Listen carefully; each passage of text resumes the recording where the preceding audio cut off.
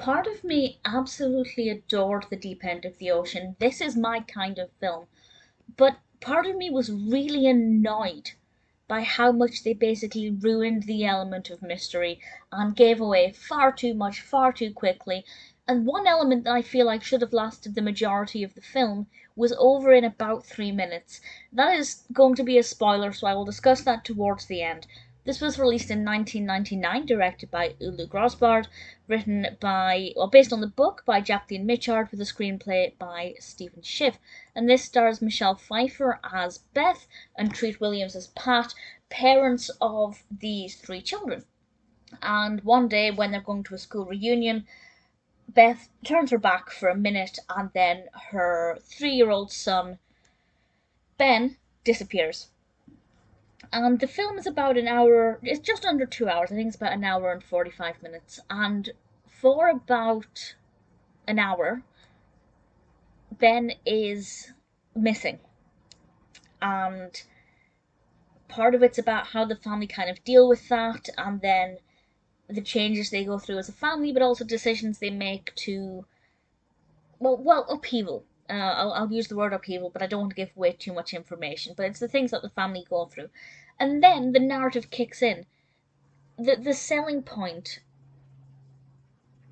with this is that it's about this boy, Ben, who reappears 9 years later. That's not a spoiler, that's how it's marketed. The film is about a boy who disappears and then reappears 9 years later. And I thought that sounded fantastic. Where has he been? What had happened to him? I was looking forward to his return and then having all of these mysterious elements unravel as we kind of picked apart what actually happened. No, he reappears about an hour into the film. It takes a good chunk of time. And then, once he's back, we find out within about 5 minutes what happened, why he disappeared, and obviously where the child is now in his life and what his current life is like. And that's it. Now, there's still about another 40 minutes or so left of the film. And across that time, it is about what happens next. And that is very interesting, both from the family's perspective and from Ben's perspective. I can't say much more without spoiling it, but it was interesting enough. But that shouldn't have been the bulk of the film. They should have made him appear earlier, because they wasted so much time with padding. The pacing for the first half of the film was terrible. The beginning was quite interesting because the mood was quite jovial and light-hearted, and even usually a thriller where a child goes missing is gritty from the beginning. So this had quite an upbeat tone that was quite uncomfortable in a fun way, because you knew what was going to happen because of the premise of the film. So it was quite jarring, but in a really enjoyable way from a film perspective.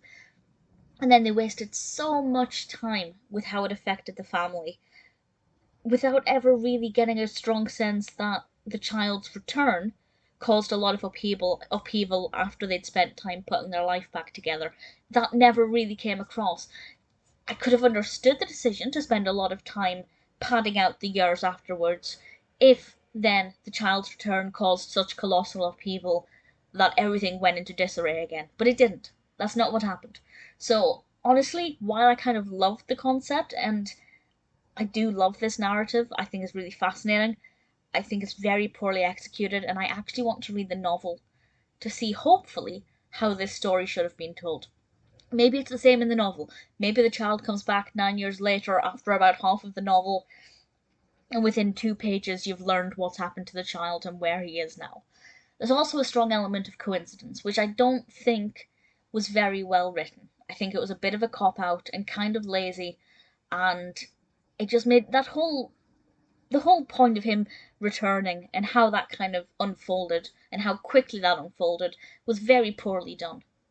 But I still found it really fascinating, and it still kept me watching. So despite the diabolical pacing and the atrocious focusing on the wrong aspects, because really, if you're saying this film is about a child who comes back 9 years later, you shouldn't spend the half of the film leading up to that, because that's not what the film is about in that case. It's what the second half of the film is about, and the first half is not that interesting. Although I have to say, I loved Whoopi Goldberg in this. She plays a character called Candy Bliss, a detective called Candy Bliss. Honestly, that felt like cheap. They were trying to get kind of cheap comic relief. Although the character did provide comic relief, and I thought Whoopi Goldberg was obviously very effective at that, giving the character the name of Candy Bliss and having Whoopi Goldberg's character point out how ridiculous that name is felt forced, and it felt like they were trying to get a cheap laugh to cause some kind of lightheartedness. So it wasn't exactly a brilliant film, but I still enjoyed it, and I realised that that's contradictory, so there must be something about it that I enjoyed. But at the same time, it was very poorly done, and I realised that that doesn't make any sense. So I'd love to know what you think of it. I think the fact that it was very well acted meant that it was kind of really enjoyable. Ryan Merriman plays the older Ben. I thought he was fantastic. Michelle Pfeiffer, absolutely brilliant. I also really enjoyed Jonathan Jackson as Vincent and Alexa Pena Vega as Kerry. So very well acted across the board. It just wasn't very well developed. The pacing was really, really terrible. But what actually happened, I thought was interesting. Not the best written, by any means, but interesting enough to keep me watching.